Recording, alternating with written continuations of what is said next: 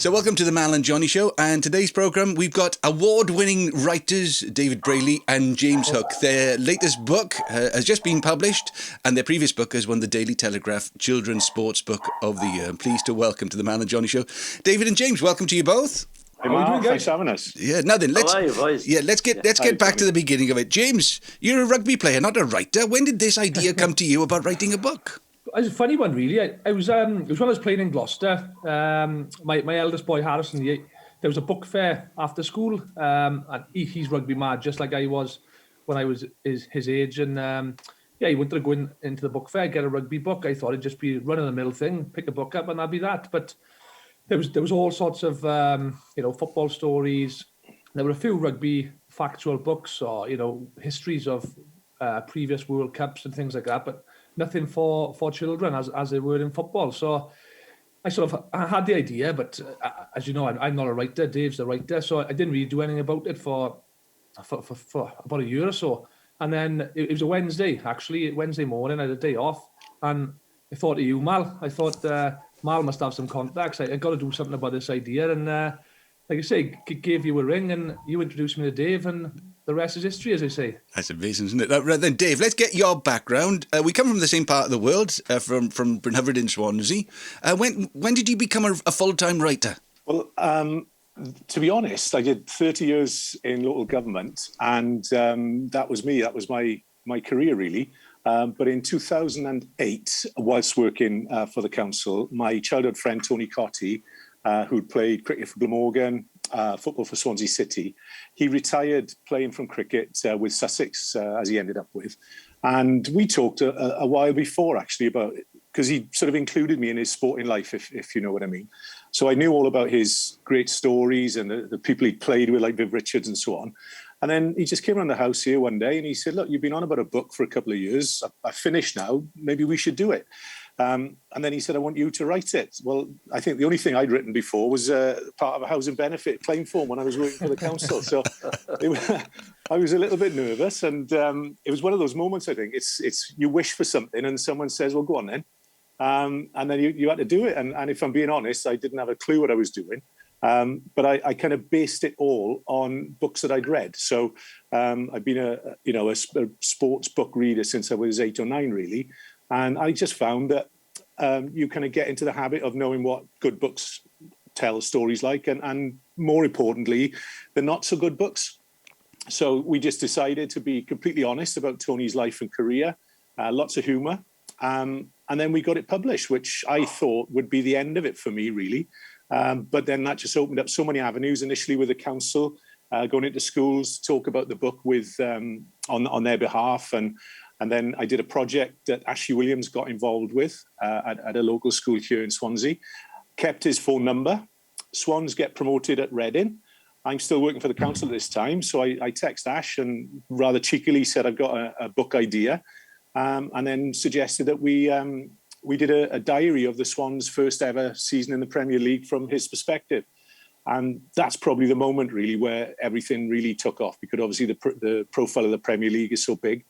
And as James says, the rest is history, really. I developed my writing, and I think it was 2017 where I took the step to leave full paid employment and go out on my own, sort of thing. And then I think the year after that, you introduced me to James, and that's why I'm talking to you this morning. Yeah. Did you do any seminars, any writing classes and things? Because I know when I wrote my book, I everybody's got a story in them, but I think you need the guidance to know where to go with it and that. So I did a couple of seminars with different writers and learned a lot of tips.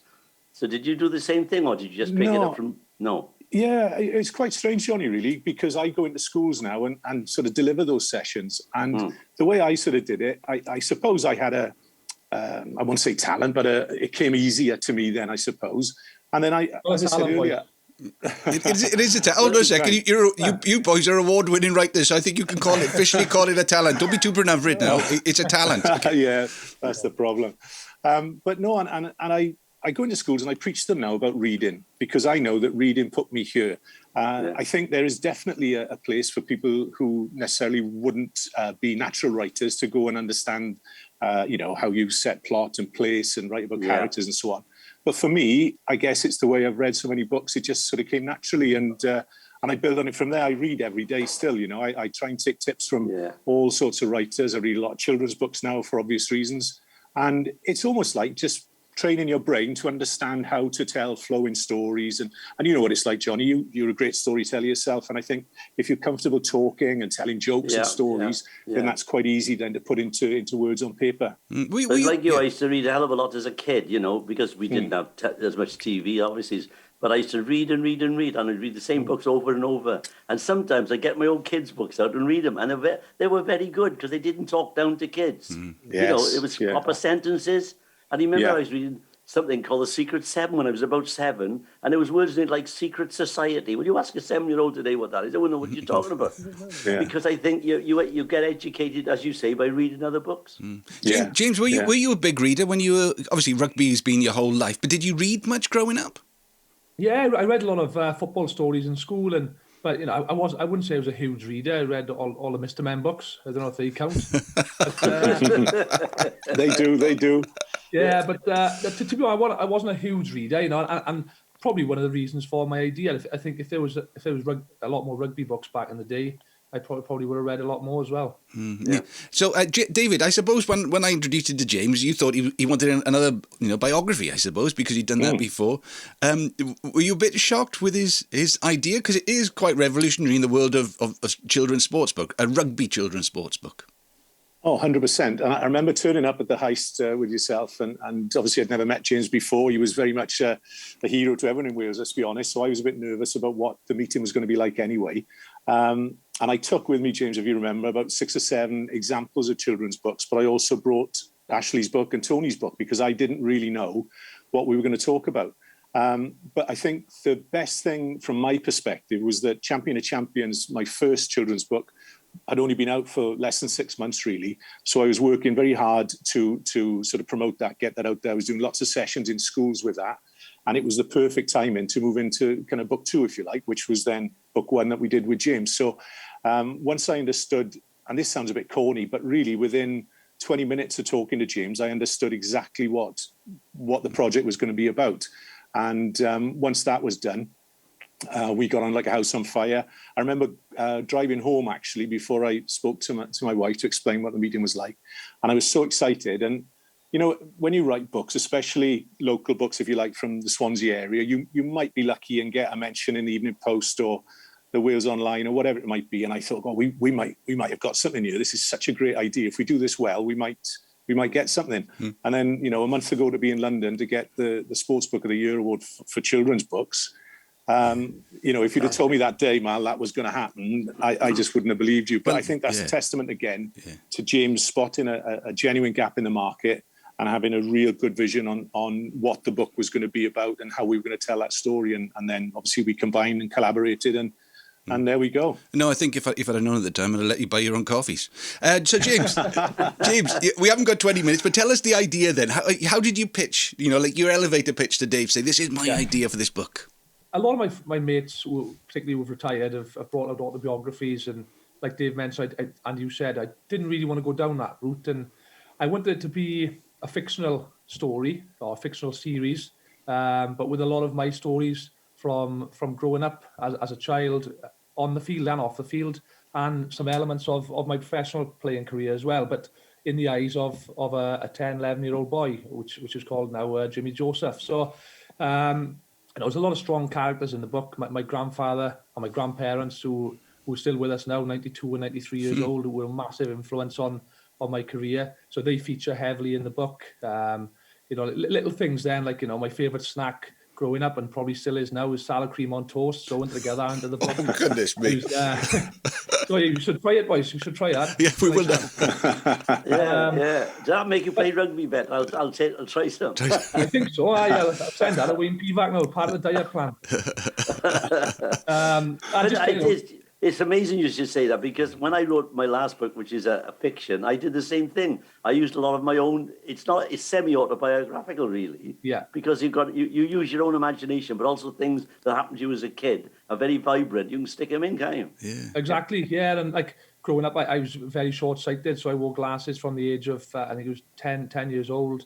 asthmatic. So Jimmy Joseph, wears glasses. He's an asthmatic. And yeah, it's just when Jimmy scores some of his tries in the book, we replicate some of the tries I've scored for Wales or for Neath or for the Ospreys. Yeah. So we try and get that into the book that people who probably followed my career would be able to resonate with, Yeah. So how do you do it then, Dave? Do you take notes? Are you recording things that James is saying? How does it work? I built really on the way I worked with Tony and Ashley, and it's just, I suppose, because I love sports so much, it's been, if I could have been the sportsman in this discussion, that would have been my chosen route. So from day one, I just had a real attentive detail towards anything to do with sports. So with the three of them, Ash, James and Tony, it was just a question of meeting with them as often as possible and getting to know them first, getting to understand the most important thing when you're writing with somebody is getting their voice. It's no good if the book, a bit like Johnny said earlier on, it's no good if the book uses words and phrases that James would never utter in his real life.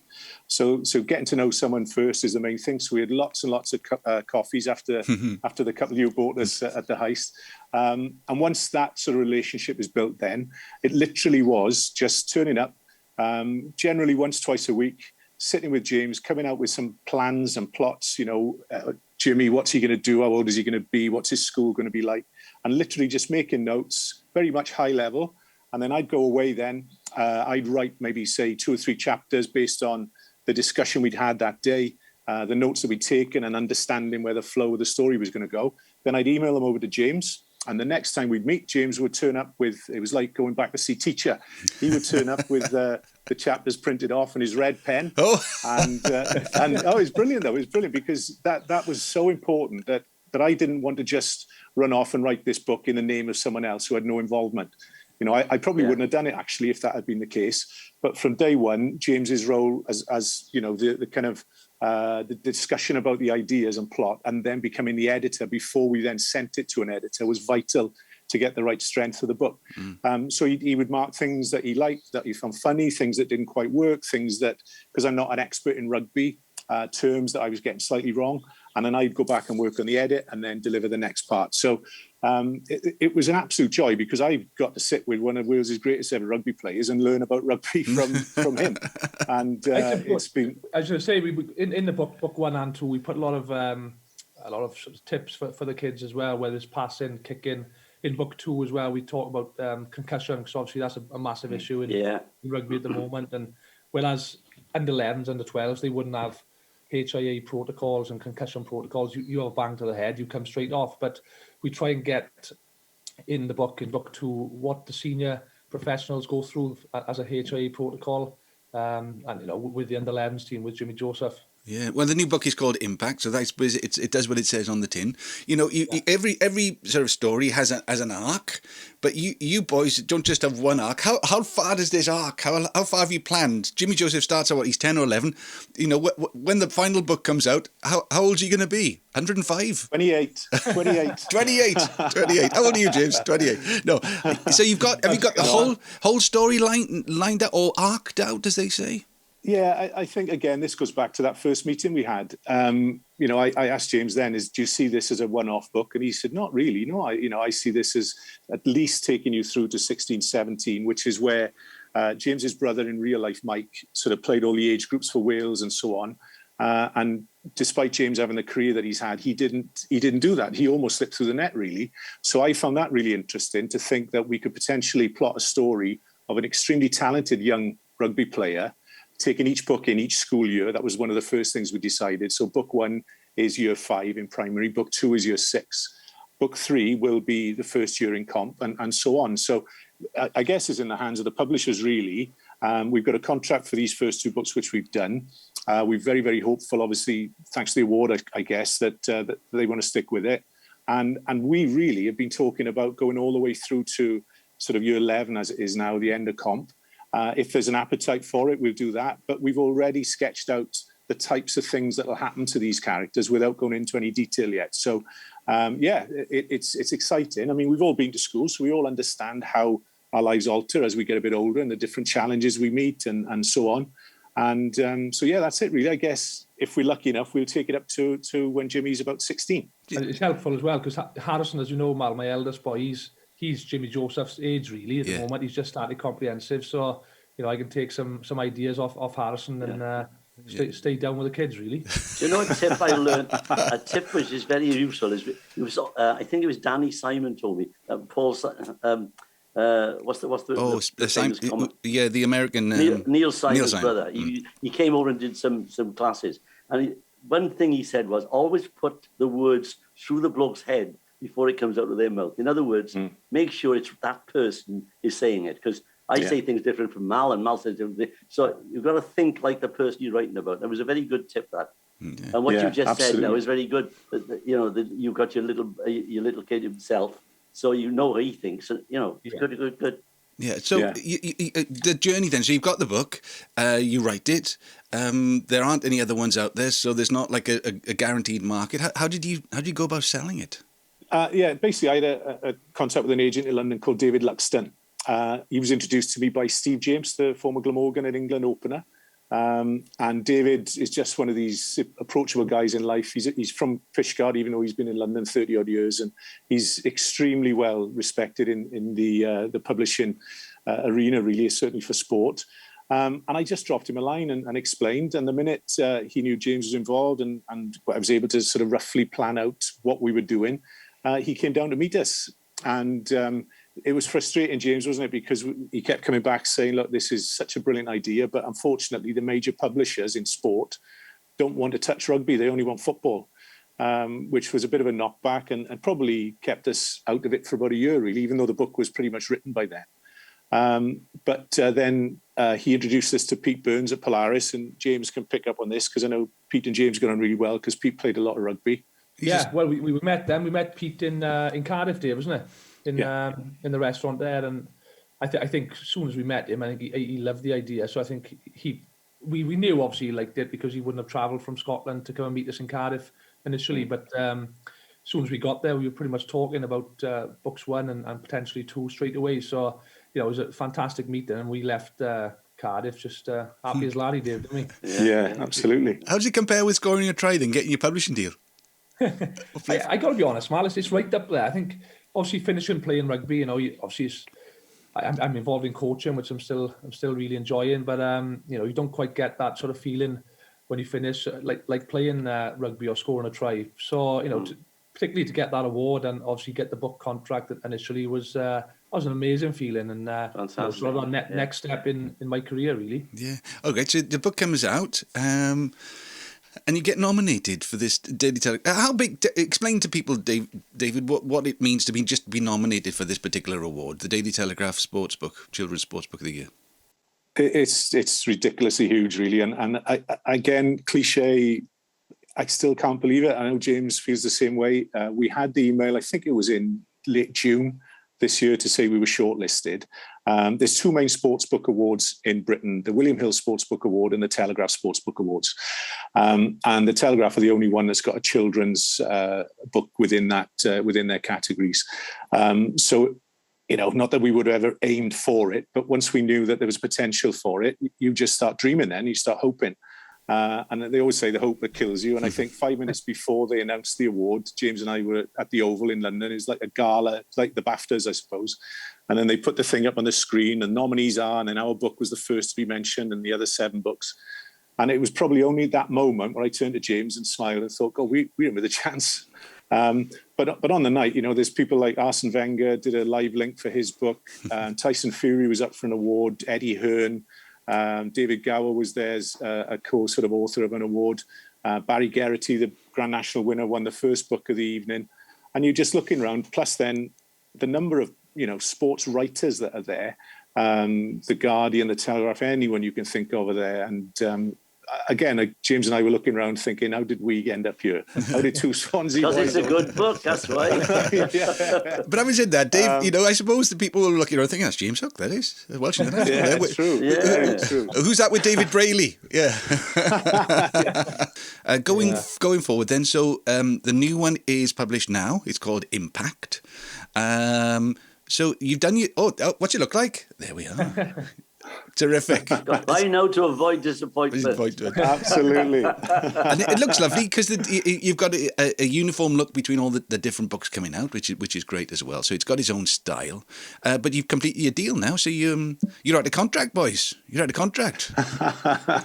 Who knows? I know. Would you go for? Would you go for big money to a different publisher, or you? Well, no, I can't ask you that. But obviously, the world is your lobster, as someone once misspoke. What are your plans? Are you already writing book 3? Is book 3 already done? No, we're not yet, Dave. But like you say, we've got plans, and we've got ideas for books 3 and 4 if the option's there. But obviously, Pete, the publisher, was in the awards with us, and he was talking about contracts for books 3 and beyond. So hopefully, we'll just keep our phone on, Dave. Yeah, absolutely. So James, you say you're involved in coaching at the moment. So what's a daily life like for you? Take the kids to school, I suppose. Leave Kim in bed, having brought the toast and tea and all that. Because obviously you're a fantastic husband as well as dad. What is a typical day like for you? Well, no, because I coach the academy. We coach the kids before they start school and college. So I'm out of the house by about 6:15 in the morning. We start on the field then 7 o'clock in the morning. So we're there for a couple of hours, like I say, before they go to school and college, and then come home then. So I coach the university as well, as the Ospreys have got a partnership with the Swans University. So 2 of the coaches there go down there and coach them. So yeah, it's pretty busy, but I'm enjoying it. Like I said, since I finished playing, it keeps me involved in the rugby and. It's good fun. Yeah, and Dave as well. Yeah, Dave, are you up at 6:30 then? No, I wouldn't say 6:30. No, I'm just turning over 6:30. Yeah, I'm just getting in. No, no, I'm focusing on getting back into schools. As you know, Mal, I for the last 10 years or so now, I've been going into schools regularly to do author visits and just inspire young people to read. We can do writing workshops, which I love doing as well, but I think reading is the key for everything that anyone wants to achieve in life, whether it's to become an author, policeman, footballer even, the amount of stuff footballers got to read and understand. And if you haven't got good reading skills, you're going to miss out. So that's what I love doing. And the pandemic has basically ended that overnight. So over the pandemic, I did a lot of Zoom stuff like this, but it's not the same. You don't get to, really bond and get your messages across. So, yeah, that's what I'm doing at the moment is setting up visits for after half term and then into the new year. And hopefully, like everybody else, we can get back to normal and to get rid of this horrible pandemic. I know, we all have big dreams. All 4 of us, I think, we all have big dreams. I keep on thinking it would be a great TV series, maybe, or a cartoon or a film, don't you? Yeah. No, I do. It's again, you're probably guessing from the way I'm talking, is that because this sort of stuff has come quite late in life for me, I can't really believe it. So to dare to dream that somebody is watching this and thinking, yeah, that's a good idea. But so many people that have read book 1, and I know James has had the same as well, they've all said this would be a great film or series. Make sure you keep the film rights. Don't want to give them away until somebody pays you. Yeah, it's true. But yeah, that's the dream. And it's called Chasing a Rugby Dream. So I think James and I are certainly chasing that dream. And it just fits, it's such a lovely story. And the key thing, and this was insistent from James at the start, we didn't just want it to be a book about a star kid getting success. He wanted it to reflect the realities, which one week you have a bad game, the next week you're not picked. So it's got that depth to it, we hope, anyway, that people who make films and TV shows hopefully will be attracted to. Brilliant. Well, we Johnny, I think on behalf of the Mal and Johnny show, we wish you all the very best with the continuing series. I look forward to reading Impact. Impact. Thanks, Johnny. Yeah, lovely to see you boys. All the best with the coaching, all the best with back in schools. And Johnny, the thing is, with those tap dancing feet, you'd have been a great. Wait, did you play any rugby? Just before we go, I played rugby as a kid, but I used to get murdered. I was only small. There was a kid in my class called Vivian Tannen. He was about 6 foot, and he's thundering towards me. I thought I'm going to get crushed here. What was his name again? Vivian Tanner. Boys, We might use that in a future book. Vivian Tanner. Yeah. It's a good name. 6 foot. I was in Llwyndere School in my stag when I was a kid, and we used to play. We had our own rugby pitch. In those days, the things we used to have, our own rugby pitch in a school. Like, it was just secondary modern, I think we can definitely thank Vivian Tanner for giving us Johnny Tudor, the tap dancer, rather than the prop forward. Fantastic. All right, boys, congratulations, and it's goodbye from me. It's goodbye from me. And it's goodbye from them. Yeah. That's it. Bye. Goodbye. Thank you. Well, boys.